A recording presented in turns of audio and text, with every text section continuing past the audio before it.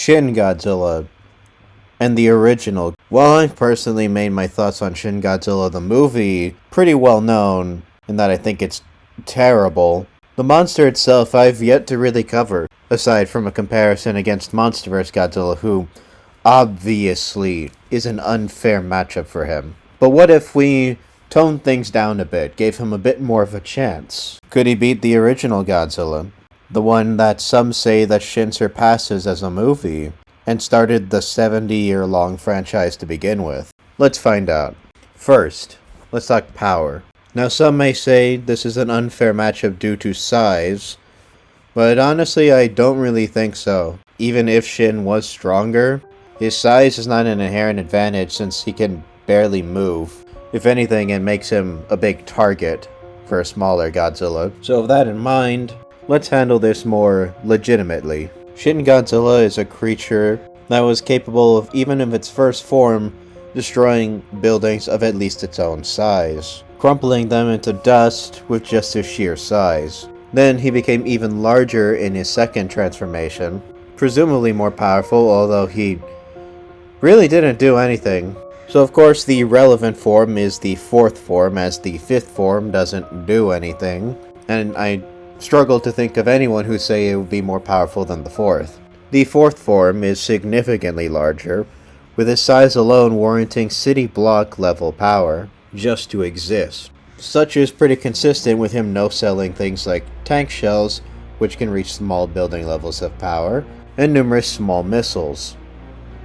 It would also be consistent with part of his body being destroyed by bunker busters with building to large building level energy at their peak. But clearly, what would matter more for Shin Godzilla wouldn't be just standing there, but perhaps attacking. His tail swing, given that it's a good portion of his mass, moving at notable speeds, would probably be pretty strong. Unfortunately, the only time Shin Godzilla has ever been shown to actually do anything with any speed is only in non-canon crossovers with stuff like Ultraman and shit Evangelion. I said it, and you know it's true. But most importantly for Shin is his beam attack. Consistently, this beam attack is at least in the large town to small city levels of attack potency, melting through buildings as if they were nothing. However, with a high-end statement that may or may not actually be of note, given that it's technically not canon, but Toho sort of approved of it. With this in mind, the beam could shoot all the way up to mountain level in power, vastly higher than anything he had before, and his core, should he die and explode, would actually yield a power of island level, literally shown to be that of multiple nukes going off. So with that in mind, you can potentially argue Shin Godzilla could be island level if he self-destructs. Now, for the original Godzilla. As a surprise to really nobody, the original Godzilla was directly shown on screen to destroy a number of buildings, melting them with at least city block levels energy. Also noteworthy, he also no-sold tanks and plane shells, along with depth charges. Such would easily be city block level by definition. It's mentioned he could destroy small mountains with a swing of his tail.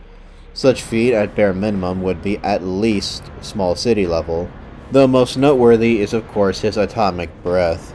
The atomic breath was directly shown on screen to boil a large amount of seawater from the floor. Because of this, at the bare minimum, we could assume that the beam has output of nearly 11 megatons of TNT, comparable to the Castle Bravo nuclear detonation, which makes a good bit of sense considering 54 was created by that bomb. Of course, you can even argue it to be higher, but for sake of making the video interesting, we'll leave it at this level. Because, well, if you go with the higher temperature statements, then not only would 54 Godzilla be at least country level, you could even argue he's up to multi-continental, which would be a level of power Shin could never in his life ever do anything about. Even if he tried to evolve it, wouldn't help him and he would die. So we'll be sticking with lower end stuff just to make a point. Now, of course, the original Godzilla's durability should scale to, if not above, his attack power. This makes a good bit of sense because he literally doesn't melt himself like -1 does when firing his atomic breath.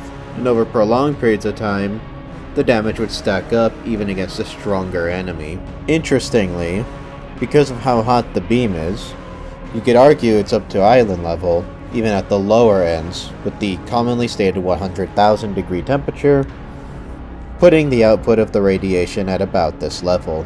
Consistently, actually. So, now on to durability.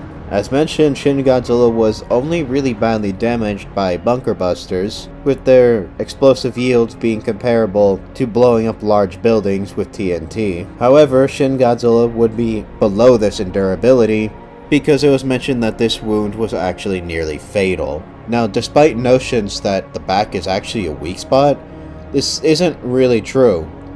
It's mentioned that despite Godzilla's durability, the bunker busters managed to deal heavy damage, meaning that there's really nothing saying that it was a weak point anyway. It's also mentioned that the Shin Godzilla would most likely die to a nuclear bomb. The only ways that's proposed by even external material that Shin would survive would be through not being hit by the bomb to begin with, or small chunks of him regenerating after the fact, meaning he cannot survive a nuclear bomb, and more likely than not, if he was fully engulfed by the explosion, he would be incinerated, something mentioned in the movie and outside of it. Some statements say that bombs as low as 10 to 15 kilotons would actually get the job done, but in movie they were going to use a B-2 bomb, which generates up to 1.2 megatons of TNT. However, that would be over the entirety of the body, and the 54 Godzilla has a pretty limited range. His breath only seems to shoot to about maybe his own body length, and isn't very wide, so he wouldn't necessarily get to one-shot Shin even with this lackluster durability. Furthermore, Shin can also regenerate at a pretty quick rate. Noteworthy, because, well, he's going to be losing a good bit of flesh as 54 blasts him. However, when Shin fires back, if we use the lower ends, chances are 54 won't really be all that damaged. He might get pissed off, might even sting, but there's a pretty good chance that he'll survive. He might be slashed up a bit, but 54 Godzilla can also regenerate, as confirmed that he regenerated the damage dealt him by the nuclear bomb, before he absorbed its energy. So a nuclear bomb could damage 54 Godzilla before he mutated, then he absorbed its energy, and got stronger. The high end, though, would deal significant damage. However, it still wouldn't backscale to Shin's lackluster durability, since he seems to actually damage himself when he fires his beam. Further, it's unlikely that with his bad stamina, that Shin Godzilla could get a kill off before he runs out of energy.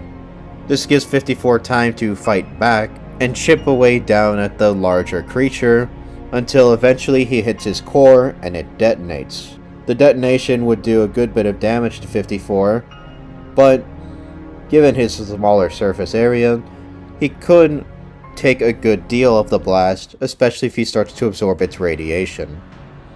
Now, that's with the high end of Shin. With the low end, 54 would probably just break through his beam and start lasering him down, chopping him down like a tree.